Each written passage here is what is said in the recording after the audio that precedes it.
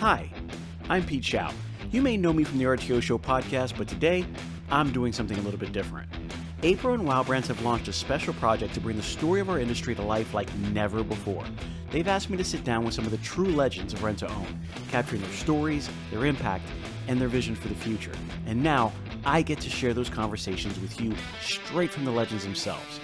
All of this leads to something groundbreaking, though. A new book, The Rent-to-Own Revolution, A Definitive History of Advocacy and Consumer Access, written by APRO CEO Charles Smitherman and Wow Brands CEO Brian Krast. The book explores the grassroots of RTO, the advocacy that has defined it, and the future that we're building together. Here's where you come in. We're giving away free copies once the book is released. Just head over to the RTORevolution.com and sign up for a chance to receive a copy in early 2026. Don't miss the chance to be among the first to hold this piece of RTO history. That's RTORevolution.com. Check it out and become a part of RTO history.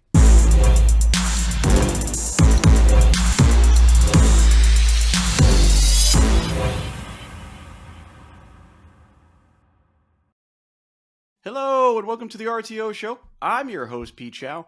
Today we are talking to another legend, a huge name in the business who's been doing this for absolutely years and years and years. But we're going to go to a different side a little bit. We're going to talk about the TRIB side, the rental industry buying group, with one of the people who's been doing it for, I don't know, almost the longest I would imagine. Dennis, you've been doing this for a long time, right? Yeah, Pete, I have. I've actually been the executive director here at TRIB for 25 years now, actually about 25 and a half. And realistically, right before that, as a buyer out there for one of the rent-to-own companies, we were actually members of TRIB. And I served on the board of directors for 4 years prior to me taking the full-time job here. So yeah, I've been around TRIB a long, long time now. So when we say a long time, we're talking about a long time. Dennis Shields from TRIB, 25 years. I couldn't imagine all the things that you've seen since then. That's about the year 2000, right? That was exactly right. Came here in May of 2000. So talking about the rental industry buying group, this is something that's so important to what's going on right now. It doesn't play any bigger of a role than it does now, right? But what started that? When we're talking about Dennis Shields, we're talking about TRIB, we're talking about years and years ago, there was a starting point. When did TRIB actually start? TRIB actually started back in 1983, and it started by a handful of rental dealers that was kind of friends in the industry, kind of got together and says, we need to start pulling together. Instead of me with 3 or 4 stores, you with 1 store, let's pull our resources together and put 20, 25 stores together and go out to the vendor community and see if we can get better deals or back-end money or rebates or whatever.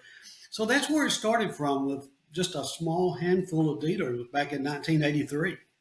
So 1983, the buying power was a little bit different. Now how many I wouldn't say companies or how many locations, how many owners are a part of TRIB now that they changed the buying power from 25 to how many ever we have today?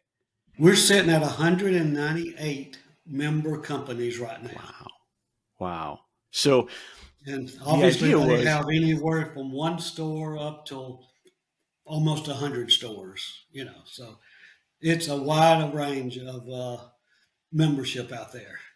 So the membership now comes together and says, instead of buying for 1 store or 2 store, the idea is we're going to buy this in bulk for an industry. And then from there, it goes out to the dealers that decide to buy. Yeah, we don't actually do any of the buying here at TRIB. Pete, what we do is set up programs with all the manufacturers or distributors or servicers across the country. So let's take a Whirlpool or a GE or an Ashley Furniture. What we do is set up programs that may have special pricing, may have special terms, may have special minimums for order. Most all of them have rebate programs that come back at the end of the year. So that's what we do here in between the membership and the vendors, is putting those programs together. Then all of our members still buy directly from those manufacturers or distributors. Okay, so you find out what it's necessary to get the deals and then kind of put the two together. Exactly. And every vendor or every distributor out there has a hot button. They may give us better terms or they may give us lower minimum ship to requirements than the normal retailers or other people out there. So you've got to figure out what those hot buttons are, and you just keep asking and asking and asking for more till they say no. And then that's where you end up with your program. And we go through this process every year with every vendor. So when TRIB first started, 1983, we're going to back it up a little bit. There were 25. We put that team together and they say, okay, together we're going to make this buying group a little bit easier for the rent-to-own industry. But I remember back in some of the stories that I've been told that back in 1983, kind of going forward, maybe to the early 90s, that there were some vendors that just, they didn't understand what was going on in rent-to-own. They didn't understand what this niche was and how the customer, what that was available to them was different than the customers they had. And they were kind of reluctant to do business with rent-to-own. What were some of the challenges and some of the hurdles that we needed to get over as a buying group back then to be able to use some of these name brands? Pete, that's an ironic question because we still face that today with some suppliers. Oh, yeah. Rent-to-own, we still buy the same product. We still buy the same washers and dryers and the TVs and the furniture that retailers do. But a lot of these upper management people from all of these companies, going all the way back to 83, 84, 85, early 90s, even up till today, do not understand our mode of operation in rent-to-own. And some of them, unfortunately, still have a little bit of a distaste for our industry, which should be totally wrong because we're such a great industry out there and we buy a lot of product.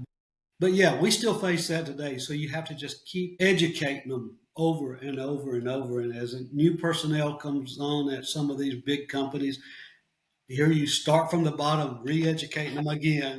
Do it again. So then let's turn it around. We did have some, we do face this as a group, as an industry. TRIB is still facing this today, and we're 40 years later. What are some of the groups that came out of this? What are some of the vendors that came out of this that actually maybe been a little bit slow to start, ended up being almost like the champions of the vendors today? Some of the higher end cream of the crop, like Ashley, for instance. Now I know Ashley was very much on board since early on, but they emerged to be one of the people that we use probably the most. And I wouldn't say the most, but they're always on the top of the list of the things that we buy, all the furniture, case goods and such. What are some of the other vendors that came out, he said, well, I'm not sure I'm all in. We are part of rent-to-own. Great question.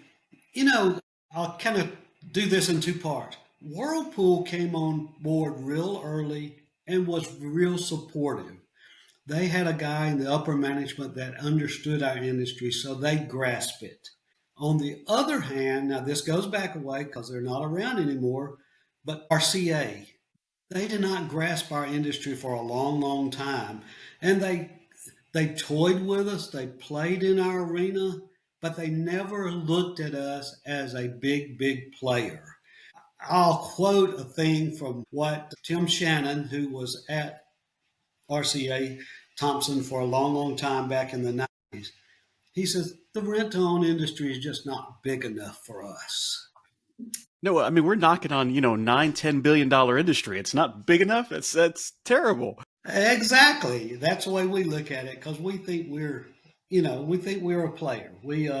So that was just two instances. And as things rolled along, of course, Ashley, as you said, they started out a much smaller company with a Wanix, and they sold us a lot of dinettes and occasional tables in the very early years. Then as they progressed and started doing upholstery, then motion groups and nicer bedrooms. So they have really grown into the business and really grasped our business. They understood. They knew that their way of doing business was perfect for our industry. And it still is today. I mean, they warehouse, they ship quickly.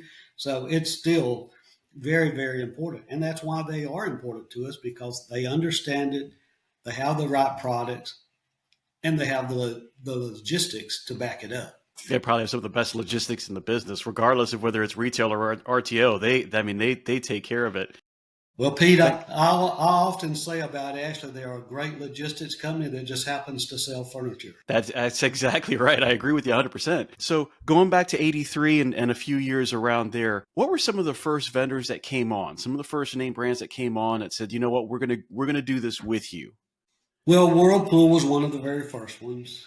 Then GE came along. Ashley was not too far behind that. They were probably in the later 80s. They mostly went after the appliance guys early on in the 80s back there. Zenith was another one, old name from the past, but they grasped our industry real early too, because they had a gentleman that understood our industry and kind of just took the bull by the horns for Zenith at the time and says, hey, we're going to make this work. So they were probably one of the very first on the electronic side. Then GE and the Whirlpools were on the appliance side. So being an executive, as you're coming through and you're kind of telling us a little bit of history, what were some of the executives that came on before you?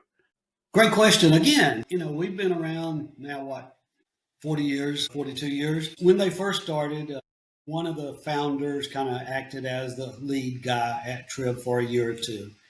Then they hired John Blair, a name that's a lot of people know in our industry.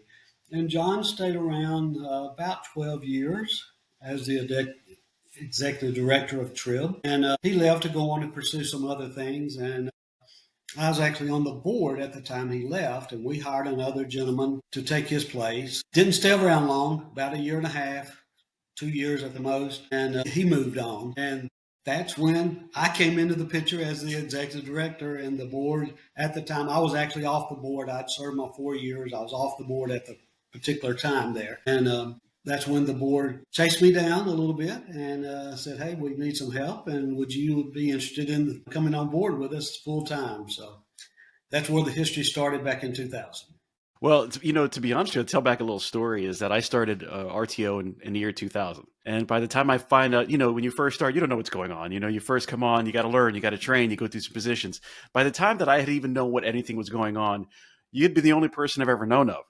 What did you do before this? What was your getting into the RTO that kind of led you to be on the board of TRIB and then led you to actually be the executive director? Like, what were some of your background traits that said, you know what, this is the guy that we want to run TRIB? I started in this industry in 1986 when I was let me back up just a little bit to kind of tell you where this all started. Right out of college, I went to work for our little local community bank in North Georgia. Stayed there 8.5 years, was upper management at the bank. Left the bank, me and a partner, we did a couple of things on our own, a couple other businesses. Did okay, had fun, enjoyed it. But I got to a point I thought, it's time to kind of get back into the real world, corporate world, and work for somebody. So this rent-to-own company was coming to Rome, Georgia to open a new store. So this headhunter that I was working with contacted me and says, hey, would you be interested? I didn't know what in the squat RTO was or rent-to-own was. So I had to do a quick education, did a couple of interviews. They liked me. So that started my career. They hired me, gave me a 3-week crash course in managing a store and running a new store. So we were off and running in Rome, Georgia with a new store there in 1986. So that started my career. I was acquired twice in the first 2 years, then landed with a company. Then I stayed with them for 12 years before coming to TRIB here. So I actually been doing this, and I went from a store manager to a multi-unit manager to administrative in the home office to becoming the buyer of one of the bigger companies at the time. So you've seen it all from the bottom to the top. I've seen it all. I can sit here and talk card closes and deliveries and everything as good as anybody. That's right. Well, so going back that far, we weren't initially in the mindset of some of the vendors. It was just an avenue that they went down. Some, as we'd already talked about, didn't really understand it. Some kind of went with it. As far as rent to own is concerned, because you do understand the other side of it, the operation side of it, we're a little bit different, right? Sometimes the warranties on those items are a little bit different because you're usually thinking this is one person. One person comes in, or one family, or whatever the case is, they come in, they buy it, it's theirs. This is a whole different situation. How has the warranties changed from back in the beginning to now to allow us to be the rent-to-own industry that we are now and kind of service these as opposed to the warranties that back then? Has there been a lot of change? There has been, and it has gone from okay to bad to really good, depending on the products. Pete, we've had vendors out there that would say, yeah, we'll sell you the product, but there's no warranty on it because it's rent to own. We say, now, wait a minute, hey, we own that product till the customer finishes paying out the contract. So we fought that battle for many, many years. And then kind of moving forward with the appliance industry, the standard warranty out there on GEs and Whirlpools of the world is 1 year. Well, we've been fortunate enough over several years ago to really convince them, hey, if they want to really step up into rent to own, they now offer a 2-year warranty on all their appliances for the rent to own industry. Which is huge for us because which is it's amazing. Huge and better than the retailers get out there. So we feel like we've accomplished a lot in that arena. And over on the furniture side, most of them now adhere to their regular warranties. So what does it take? What does it take as an industry buying group, as an executive, to look at these things and go, you know what? They're not what we need. We need a little bit better.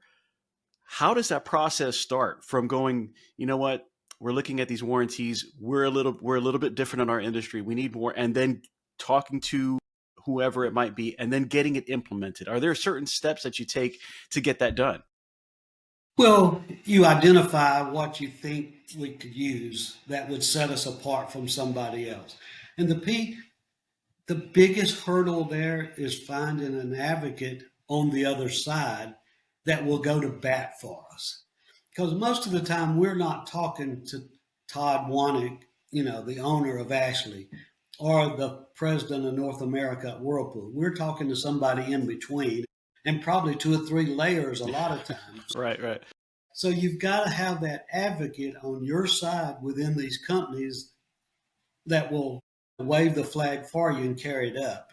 So that goes back to relationships. And that's what's so important in this arena, in the rent-to-own arena, is the relationships that we build with these vendors. And like I said earlier with hot points, you've got to figure out what the hot thing is that you may not get a 2-year warranty, but you can get, warranties don't start till the product is sold. So a lot of these vendors, they want to start the warranty when they invoice you for the product and it comes in your back door. Yes. It may sit there a month, 2 months, 3 months before you rent it to somebody, and you've lost, 3 months of your warranty by just sitting in the back rooms. Stuff like that, and then educating them and saying, hey, let's start the warranty when it first goes out on rent. We've got POS systems that's great that can always show you when the first rental is. We can always prove those things. So it's different things from different vendors that you have to concentrate on. You're so right. I can't tell you the amount of times in my history that we've come across that, we're 1 year and it's like, no, it's only been, 10 months since we've rented it. And it's like, no, we sent it out this date. It was new. It's in the box. Nobody touched it. And sometimes we come across those things and you never realize there's a backstory to that. And how do we get here? How do we get to fight for that? How do we change those rules and those regulations as pertaining to rent to own? Because it takes a starting point, but it takes the time to say, we've got to get beyond that. Yeah. Pete, one thing about, just kind of another side note on all of that, while I've been in the industry, now 39 years and been there, done that a lot, the support that we get from our board of directors and our committees that serve up under our board of members, because all of these people are operators, owners out there in the industry. So they're on the firing line all the time. So they see those needs probably quicker than I do sometimes, sitting behind the desk. So that support of those directors and them suggesting things or coming up with ideas, and then going as a small group to try to work on these programs is so important. So we can't ever overlook our volunteers of our board and our committees that help transform TRIB into what it is. Well, that's the lifeline. I mean, it's the absolute lifeline. And I was taking a look a little bit before we started on some of the names that are on the board of directors, and you've got some heavy hitters on there. Guys that have been in the industry a very long time and have done a lot of great things. You know, some of the things I wanted to make sure that I understood is that there's a starting point, and there's an evolution, and then there's where we are. And that doesn't usually come as easy as some people would think. There's some trials and tribulations that come along in the time frames of between 83 and now, to say, you know what, we're not what we used to be. We have come across this and this and this, and this is where we are now. What do you think is probably one of the most challenging product categories for rent to own that TRIB has had to deal with within the last 20 years? Good question. I think one of the biggest ones and the more important one has been the appliance industry and the warranties in the appliance industry. Then, of course, flipping over to the furniture, or not furniture, but the electronics, especially the TV category. I mean, we've seen that category change over many, many years, from old tube TVs to projection TVs to, you name it, up to now to the nice flat panels that we have. So that industry has definitely changed. And as it changed, it has changed the dynamics of that business also. TVs used to break down a lot more than they did, especially in the old tubes and the projection TVs. Now, flat panel TVs, they don't break down much. So we've seen that TV business certainly change because of the new technology and pricing also, but basically the technology that's out there in TV. So that's probably been the biggest evolution of any product category. I mean, appliances, yes, while they get better technology and some of the nicer, your opening price point washers and dryers are still pretty similar to what they were 40 years ago. So that has not evolved as much as the TV business. Furniture business. I remember the tube TVs, and then we started going to the rear projections, and then they got a little smaller with the DLPs. And then somebody said, plasma was a great idea, and we moved to plasma.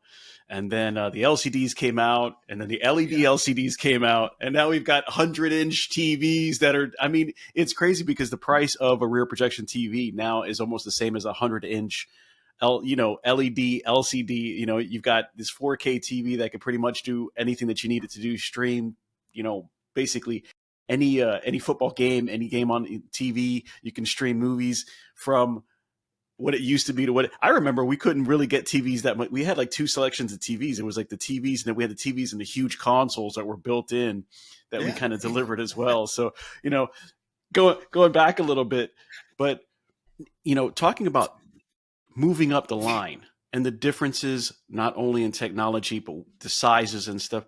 How has technology made a difference in the world of TRIB and the difference between the vendors and what we do now? There's a lot more technology involved. How has that affected how things have worked at TRIB and our relationship with our vendors? Pete, it all started changing. I mean, as these manufacturers started changing and adding more technology to it, but it all started with these little things right here.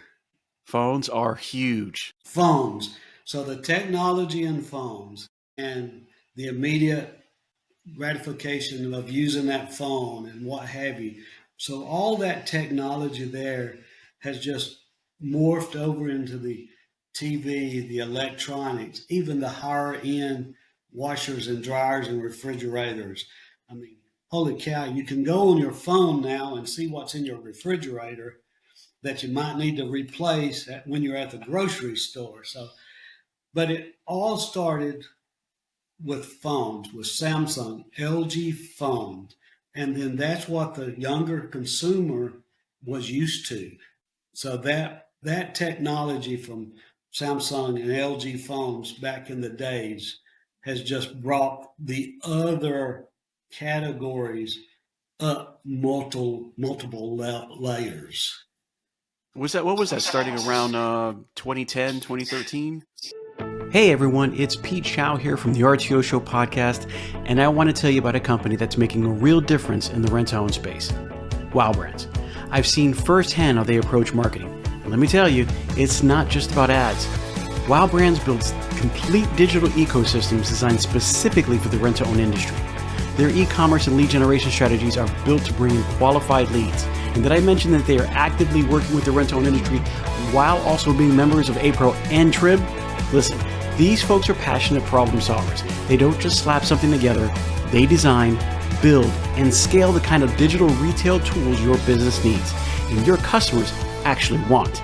So if you're serious about growing, reach out to Wow Brands at wowbrands.com. I trust them, and I think you will too. Oh, probably somewhere around there, 10, 12, yeah. So, I mean, there's an obvious evolution that I couldn't even begin to understand. I mean, the differences and all the changes. Has our relationship with vendors changed throughout these last 40 years that have become to a point where on the other side that they decided rent to own, or they were in rent to own, they decided they didn't want to be in rent to own? Where are some of the trepidations that they have? What do you think is causing them or some companies to say, I just don't think this is for us. This is not our direction. You know, most of them on the appliance side, most of those people have stayed pretty true to the rent to own and care about it and really buy into it. The electronic side, while we have great relationships with the product from LG and Samsung, we now don't have the great relationship with those companies at the top. They have elected to go away, and it's fine, it works perfectly. But that's why our distributor community has been so important now, because all the major electronics people, they don't really want to ship 6 TVs at a time or even 12 TVs or one pallet at a time. They want to sell truckloads to people. So that's why the distributor community now, such as C&L or Rourke or those guys, they've come into play now, and all of our electronics come from a distributor now. We don't have a direct program with any electronics company or a shipping direct. That has changed. 20 years ago, we still had Zenith at the time before they changed over to LG. They would still ship direct. RCA, before they sold off and went away, was still shipping direct. But I'm talking 20 years ago. Yeah. So all of that has changed. So that's why the distributor community is so important to our industry now. So, I'm going to call it the C word. The C word came up probably, I'm going to say for me about maybe 6-7 years ago. And that was the container word. And there was a time when we did not talk about containers. It was just like, hey, we're going to get this shipment. We're going to do this. We're going to do that. And, I remember the first vendor I was talking to, and I don't remember the name of the vendor. I just remember the conversation. And they're like, well, if you bought a container, we've got this price and it's coming in. Now, of course, this was pre-tariff. This was before anything went crazy. But, they said the C word. And I was like, container? I didn't even know that was a possibility in the realm of rent to own at that particular point in time. And now it seems like that is a staple. That is something that comes up regularly in conversation that just wasn't up in conversation before. Do you want a container? If you're going to, and they ask, do you have a warehouse? If you're going to be doing a central distribution center where, you take it there and then we'll have it shipped there, or you can, whatever from the port, we'll have it checked out, send it there, and then you can distribute out because it's going to be easier on the pricing. But, you have smaller companies that just can't do that. You have these 1 to 3 store owners. They'd love to, but to take on in a container worth right now is just, you're pre-planning for 6, 7, 8, almost 12 months down the road with that much product. So it's not really going to happen. How much did containers change the world of TRIB and, buying in these last few years? Interesting enough, and like we never heard of the C word for many, many, many, many years. It was out there because, people was buying containers for the big guys, but our community, it was never an option to us. Then, At some point in time, it kind of became an option. And probably more so when furniture manufacturing over in Asia became more popular with motion furniture or bedrooms and what have you. So that's probably when the C word really came about. And it was still a slow process. Like you said, if somebody had a warehouse, they could do it. The biggest problem with containers then, and more so now than it was, because back in the earlier days with containers, yeah, you got a price that was very favorable, and you could almost count on a delivery within a certain time frame because things were pretty consistent back then. They're not nowhere near consistent now. No, they're not consistent now. And the other problem with containers, even for a guy that's got 10, 12, 15, 20 stores and got a warehouse, is the planning of handling containers. Because you've got to learn to keep a flow of those things coming in, because you can't just order it this week and expect it 2 weeks from now. I mean, container business in the normal days was 90 days, roughly. Right. And now it's 4, 6, 8 months. I mean, sometimes even worse than that. So the biggest hurdle in doing containers is the consistency of the flowing of the product. Well, I mean, when you're talking about 6 months out, something, and a lot of times, and the companies are selling on the futures, right? I'm selling you something that is going to be here, and it's not here now. I'm going to say that something's going to be here in 6 months. It's going to be here in 9 months. And in that time frame, in the political climate that we have today, it's possible to say, hold up, it hasn't made it in yet. This is something that we're changing. This port's closing. This tariff is from here. This is happening on the waterways, whether it be, unfortunately, going through the Panama Canal or whatever the case is politically. And it's just like, wait, hold on. And now your container is 3, 4 more months out. The pricing has changed. It's a whole different world out there than it was before. Big time change. Yeah. And all of that changed, the political climate, but really back in the COVID years.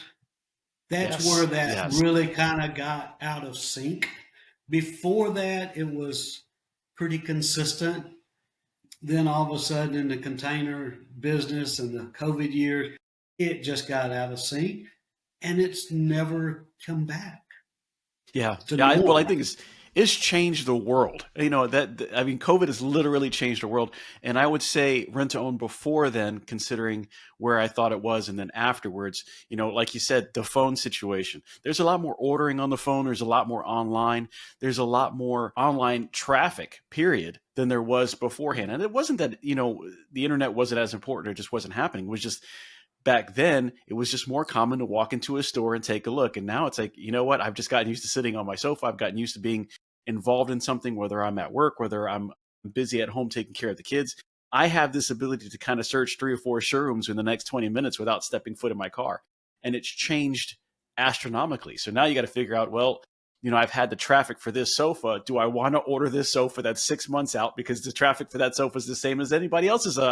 Basically, you go online, you're like, hey, this sofa's hot. Well, I've got 3 other stores that think it's hot too. So they're putting the same order. Exactly. So that changes the container time. But, And the other thing on that too, Pete, you've got some of these distributors that's in the furniture business. They're buying those same products. The retail side. And on the retail side and for rental. So you say, yeah, this is a hot sofa. I want to buy a container full of those. And all of a sudden, I'm 4 months out before that container gets here. Yeah. Well, my competition down the road may be buying that same product from one of the distributors and got it on the floor way before you did because they had bought earlier. And so that's where the distributor container business really gets a little bit messy, I'd say. But we've kind of seen a flip here just in the last year, Pete, with people starting to depend on the distributors more in the furniture arena than they used to because they can order it now. They know they have it next week and they're not having to wait. So they're being able to, get that product just in time, keep the flow going. Yes, while you pay a little bit more through the distributors, you're paying for the convenience of it too. So we're seeing less containers being ordered and more people buying through distributors on the furniture side now than we have in the past several years. Talking about distributors, what's TRIB's relationship with the distributors? Has it always been the way it is now, or did that come into sync over a period of time? For the most part, the distributor community came into play with us really about 20, 25 years ago, to be honest with you. As some of these electronics distributors started pushing their products into distributors versus shipping us direct. Of course, one of the appliance brands out there, Crosley, they've always been a distributor focused company. So all their product come through distributors. So that distributor community has always been out there.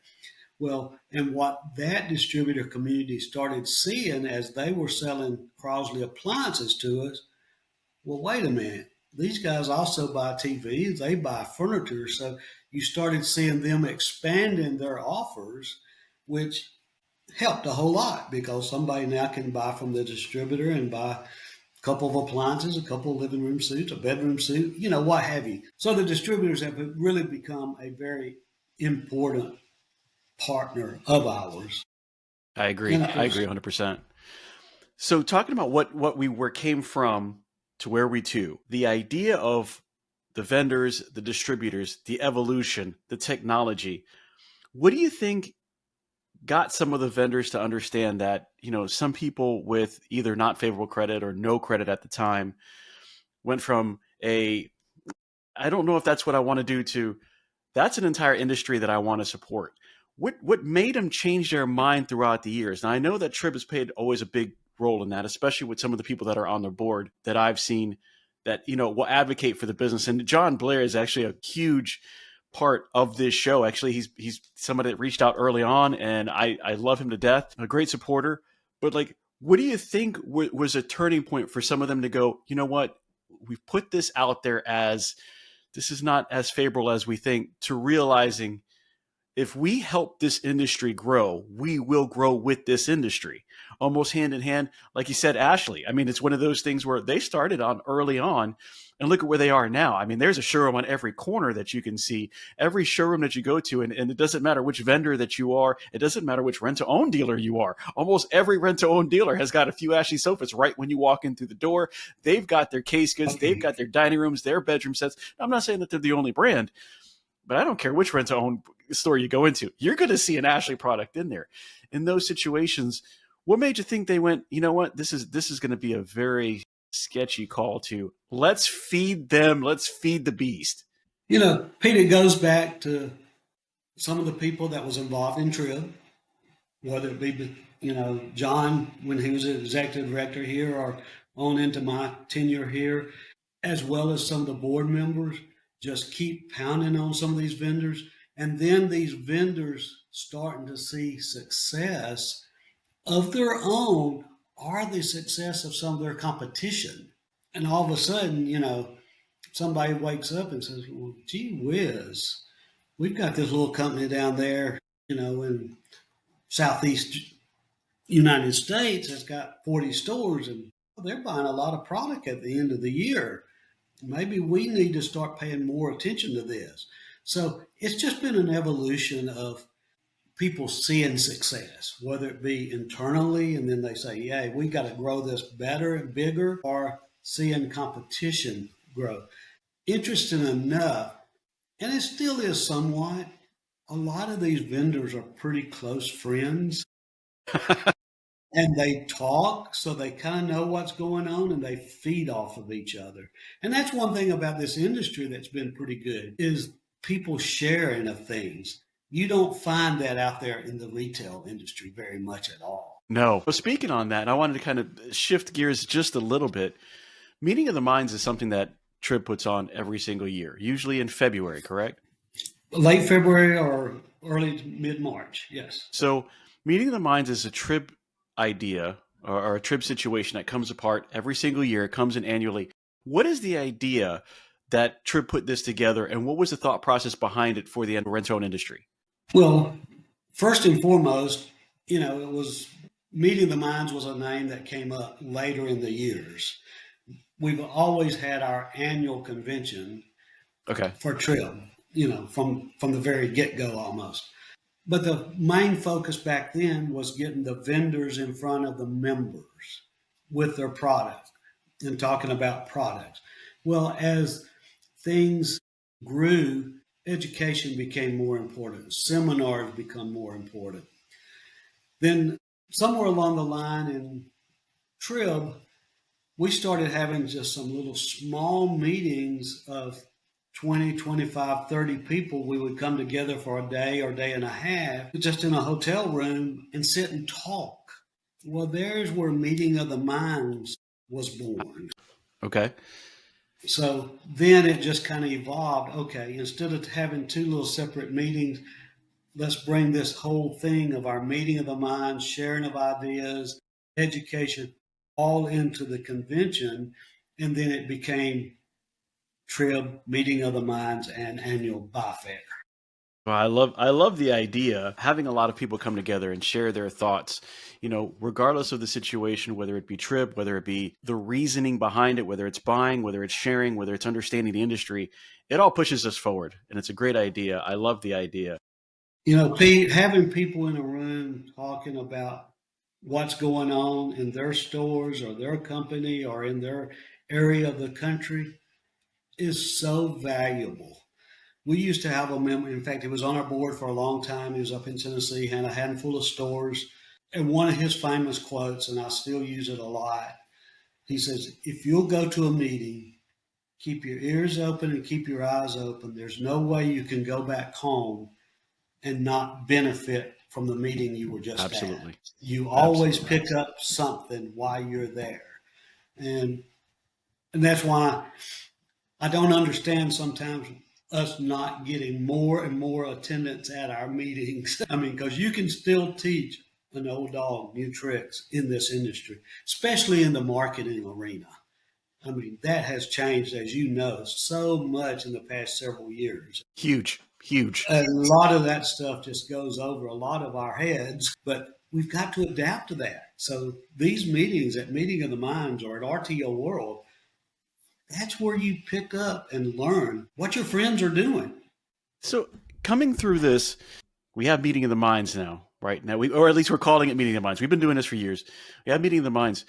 When did the vendors start getting involved? There are times when you have vendors putting on their own meetings and they're kind of talking about their side of the fence and what happens, or their furniture or their product that they're kind of talking about.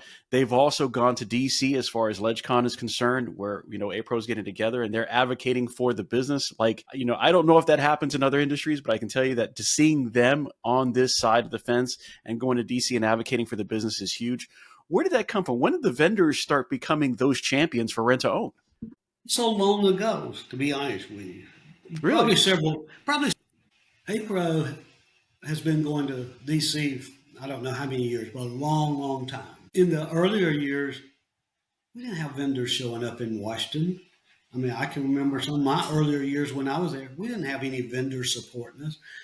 But it goes back to these relationships and people that are interested in our industry and grow in our industry. They see the importance of it. So now that's why you see someone from Ashley's usually there. You see other people that's involved in our industry there, because a part of their business depends on the rent-to-own business.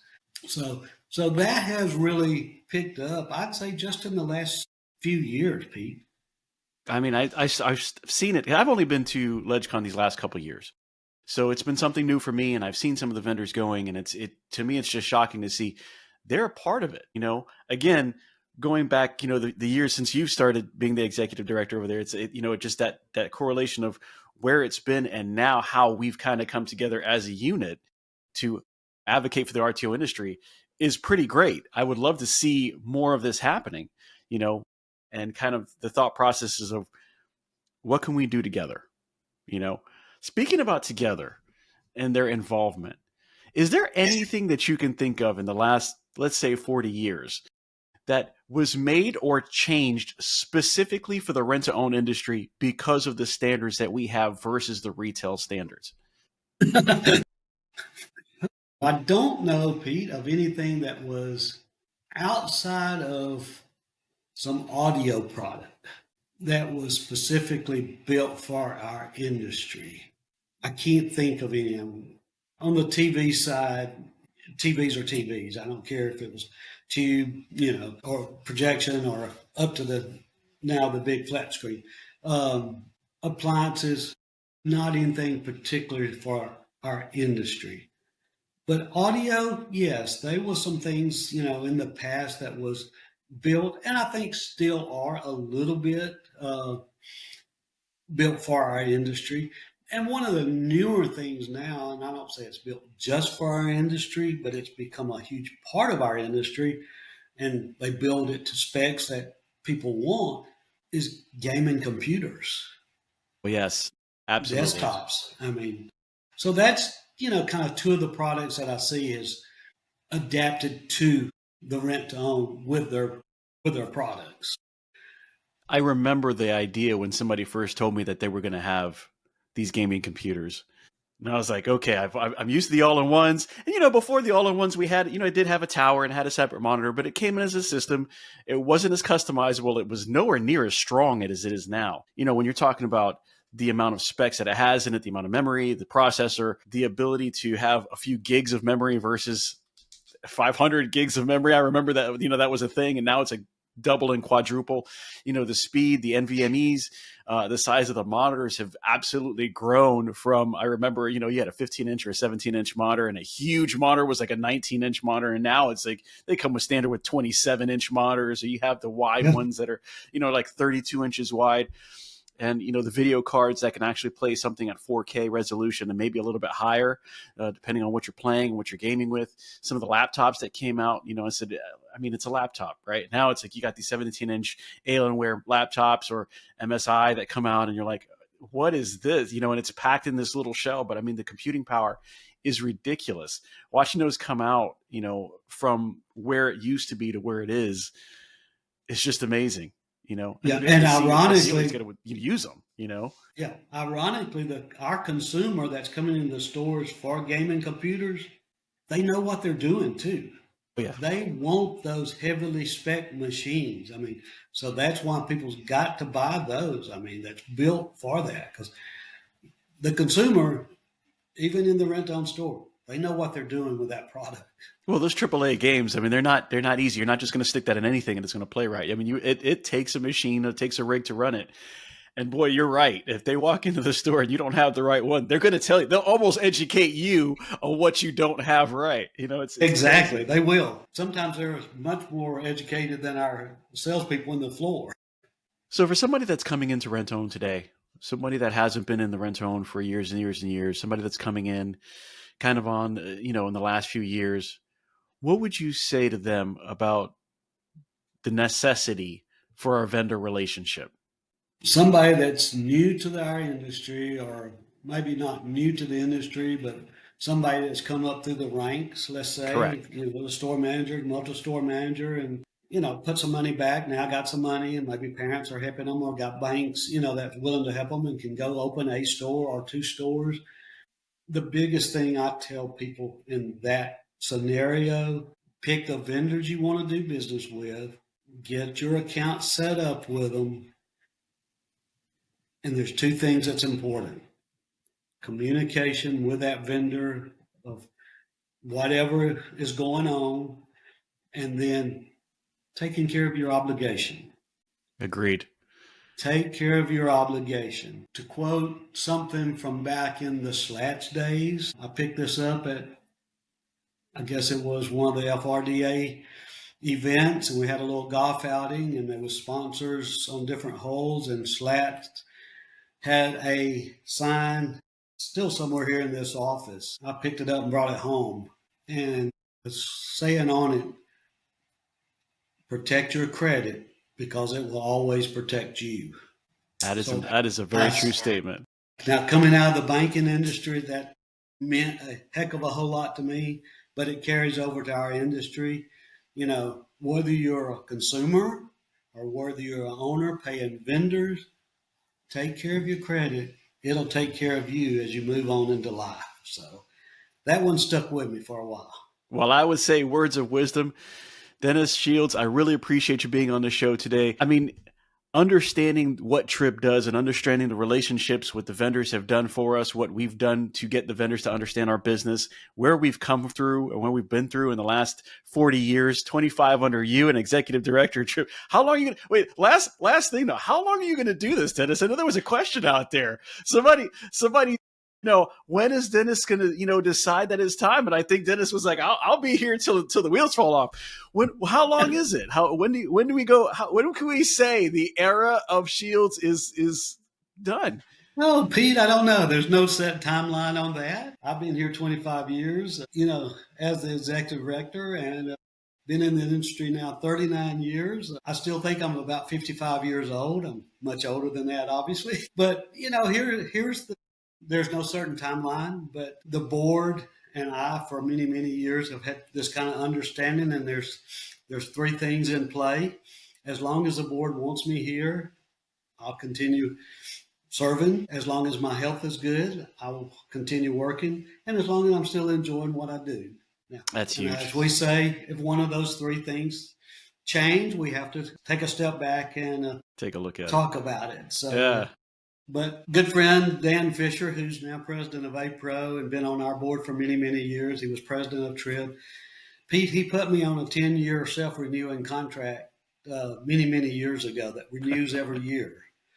Of course, it's a verbal contract. It's not written. So just go figure. It just keeps rolling over every year. So I don't know. I still enjoy it. I love what I do. I love the industry. I love the people. It's such a great industry and the people that's involved in it, whether you be on the dealer side, the member side, or whether you're on the vendor side. It's just a great, great industry and a great group of people. So still having fun, still enjoying it, and looking forward to being here for a while. That's it. Well, that's great news because you've been doing it for a long time, and that's experience that we need right now. Guys, I appreciate you. Dennis, I appreciate you being on here. Dennis Shields, the executive director of TRIB Group, their rental industry buying group. Listen, so important. I'm so glad you guys have stayed with us today on our Legend series. If you have any questions, please hit me up. You're more than welcome to hit me up at pete@the RTOshowpodcast.com. Just send me an email if you have a question for TRIB. You're more than welcome to send it to me, and I will pass it along. If anything, Absolutely. we'll have a part two. If you want to see what's going on with the RTO show, go online, www.thertoshowpodcast.com, or you can hit us up on social media. We got Facebook, Instagram, LinkedIn, and YouTube where you're going to see this. Dennis, I appreciate it as always, and I will tell you guys, get your collections low to get your sales high. Have a great one. Thanks, Pete.